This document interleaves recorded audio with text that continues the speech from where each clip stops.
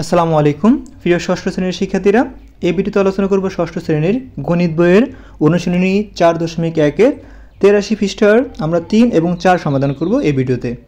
দেখো প্রিয় শিক্ষার্থীরা, এখানে 3 নাম্বার বলছে 2x প্লাস 3y ভাগ মানে ডিভিশন 4x মাইনাস 5x গুণ মানে ইন্টু 8y রাশিটিতে কয়টি পদ আছে এবং পদগুলো কী কী।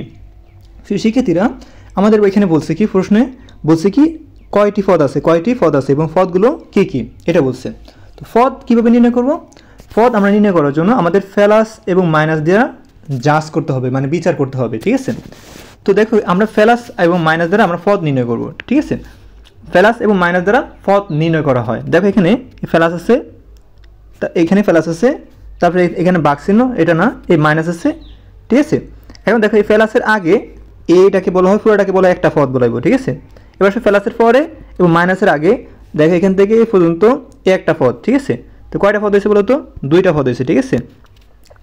এই যে প্লাস থেকে শুরু করে মাইনাস আগ পর্যন্ত, মানে এই প্লাস থেকে এই প্লাসের পরে এবং মাইনাসের আগে যা আছে তা একটা পদ।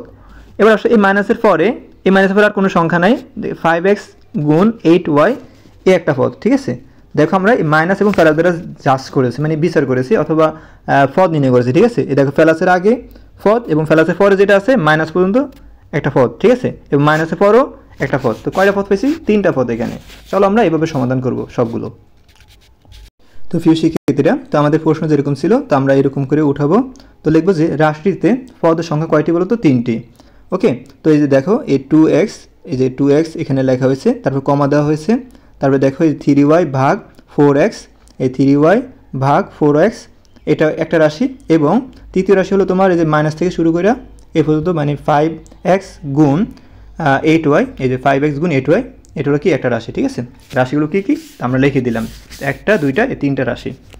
তারপরে প্রিয় শিক্ষার্থীরা, 4 নম্বর আমাদের বলছে যে রাশির পদ সংখ্যা নির্ণয় করার, মানে রাশির পদ সংখ্যা নির্ণয় করো। রাশিতে কয়টা পদ আছে সেই পদের সংখ্যা নির্ণয় করতে বলছে। দেখো এখানে 7xy, এখানে প্লাস মাইনাস নাই, এখানে নিশ্চিত একটা পদ, ঠিক আছে। তো 7xy রাশিতে একটি পদই, মানে এক পদই রাশি, ঠিক আছে।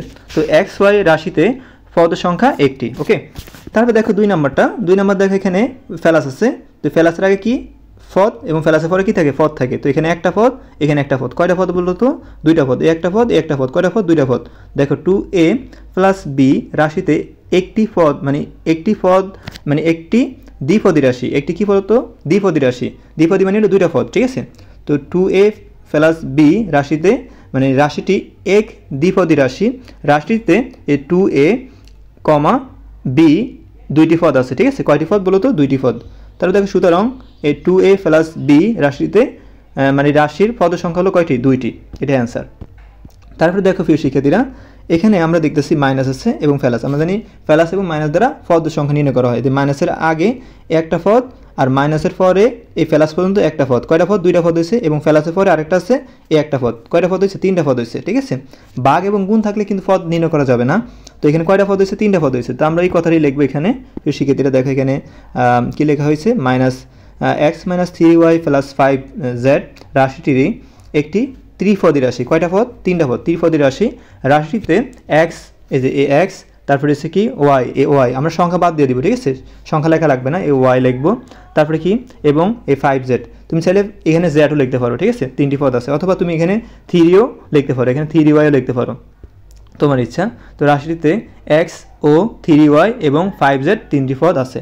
ওকে, তোমরা এখানে 3y লিখো, কারণ কি এখানে যেমন 5 লিখছে, তোমরা এখানে 3y লিখবা। তো এখানে দেখো সুতরাং আমরা দেখতেছি x minus 3y plus 5z রাশিটিতে পদের সংখ্যা আছে 3টি। তারপর দেখো আমরা এই 3 নম্বর সমাধান করলাম। তারপর দেখো 4 নম্বর কী বলছে দেখে। 4 নম্বর দেখো প্রিয় শিক্ষার্থীরা, এখানে বলছে 5a, দেখো এখানে প্লাস আছে, তো একটা পদ। তারপর দেখো 7b এটা গুণ x, এ একটা পদ, কারণ কি এখানে মাইনাস আছে। তারপর দেখো এখানে এই মাইনাসের পরে কি আছে? 3c ভাগ y, এ একটা পদ, ঠিক আছে। কয়টা পদ পাইছি বলো তো? 3টা পদ পাইছি। তো আমরা এই প্রশ্নটা উঠাবো। তো রাশিটিতে একটি ত্রিপদী রাশি, মানে 3টা পদ, মানে 3টা পদকে কী বলা হয়? ত্রিপদী রাশি বলা হয়। 3টা পদকে কী বলা হয়? ত্রিপদী রাশি বলা হয়। তো রাশিটিতে দেখো এখানে এই যে 5a, এই 5a লেখা হলো, এই 7b গুণ x, 7b গুণ x লেখা হয়েছে, এবং 3c ভাগ y, 3c ভাগ y তিনটি পদ আছে। কয়টি পদ? তিনটি পদ আছে। তো আমরা কি লিখবো? সুতরাং 5a প্লাস 3b গুণ x মাইনাস 3c ভাগ y রাশিটিতে মানে রাশিটির পদের সংখ্যা হলো তিনটি।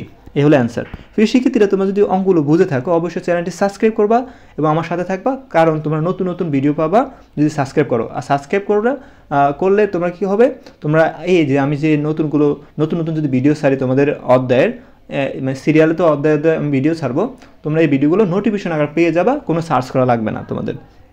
ওকে, আর সাবস্ক্রাইব করতে কোনো টাকা পয়সা লাগে না, ফ্রি। খালি একবার সাবস্ক্রাইব বাটনে ক্লিক করবা তো হয়ে যাবে ইনশাল্লাহ। তারপরে এখানে ফার্স্ট নাম্বার কি বলছে দেখো, ফার্স্ট নাম্বার বলছে এক্স প্লাস 5x গুণ, এটা গুণ চিহ্ন, বি মাইনাস 3y ভাগ সি। ঠিক আছে, তো এখন দেখো এটা আমরা কী করবো, এখানে দেখো এখানে একটা প্লাস আছে, সরি এই যে এখানে একটা প্লাস আছে, তে একটা পদ, তারপরে এখান থেকে শুরু করে এখানে একটা মাইনাস আছে, আর এই ভিতরে একটা পদ আছে। ঠিক আছে, তো আমরা কি করতে পারি, এ একটা পদ, এখান থেকে এই পর্যন্ত একটা পদ, আর এই মাইনাসের পরে এখান থেকে এই পর্যন্ত একটা পদ। ঠিক আছে, তো তিনটা পদ পাইছি আমরা। তো লিখতে পারি আমরা এই এক্স প্লাস 5x গুণ বি মাইনাস 3y ভাগ সি রাশিতে কয়টি পদ বলো তো? তিনটা পদ। তো আমরা বলবো কি?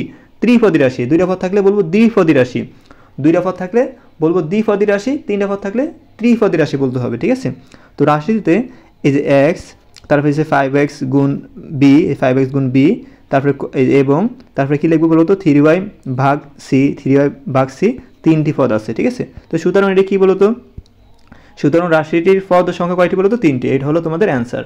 তো আশা করি তোমরা প্রিয় শিক্ষার্থীরা বুঝতে পেরেছো।